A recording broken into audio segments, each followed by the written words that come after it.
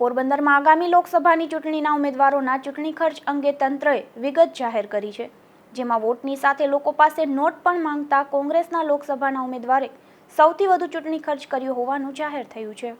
પોરબંદરમાં લોકસભા સામાન્ય ચૂંટણીને લઈને દરેક ઉમેદવારના ખર્ચ રજિસ્ટરની કુલ 3 વખતની તપાસણી થતી હોય છે, જેમાં તારીખ 29 એપ્રિલના રોજ ખર્ચના હિસાબના રજિસ્ટરની ખર્ચ નિરીક્ષક દ્વારા દ્વિતીય તપાસણી કરવામાં આવી હતી, જેમાં ભાજપના ડોક્ટર મનસુખભાઈ લખમણભાઈ માંડવિયા દ્વારા ₹6,03,463નો ખર્ચ કરવામાં આવ્યો હતો, તો કોંગ્રેસના લલિતભાઈ વસોયા દ્વારા ₹6,36,695, બહુજન સમાજ પાર્ટીના NP રાઠોડ દ્વારા ₹19,250, વીરો કે વીર ઇન્ડિયન પાર્ટીના લાખણશીભાઈ ઓળેદરા દ્વારા ₹34,300, સમાજવાદી પાર્ટીના શેખવા નિલેશકુમાર દ્વારા ₹15,460, લોક પાર્ટીના સિદ્ધપરા હરસુખલાલ જે દ્વારા ₹81,330નો ખર્ચ જાહેર કર્યો છે.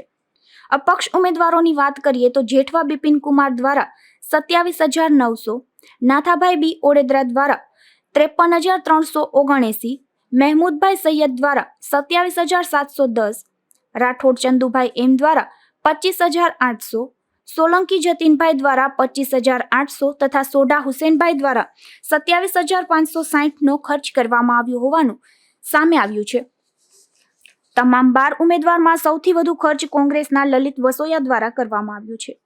ઉલ્લેખનીય છે કે લલિત વસોયાએ ફોર્મ ભર્યા બાદ સોશિયલ મીડિયા પર એક વિડીયો પોસ્ટ કર્યો હતો, જેમાં લોકોને જણાવ્યું હતું કે કોંગ્રેસના બેંક ખાતા સીઝ કરી દેવામાં આવ્યા છે, જેથી આર્થિક મદદ કરવા માટે અપીલ છે.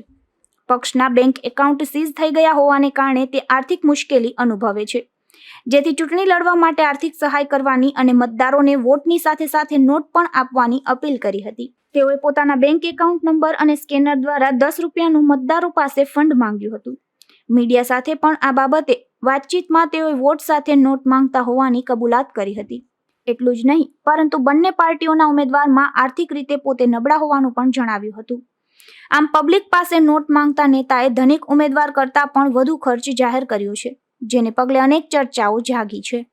નિપુલ પોપટ, ગુજરાત ન્યૂઝ, પોરબંદર.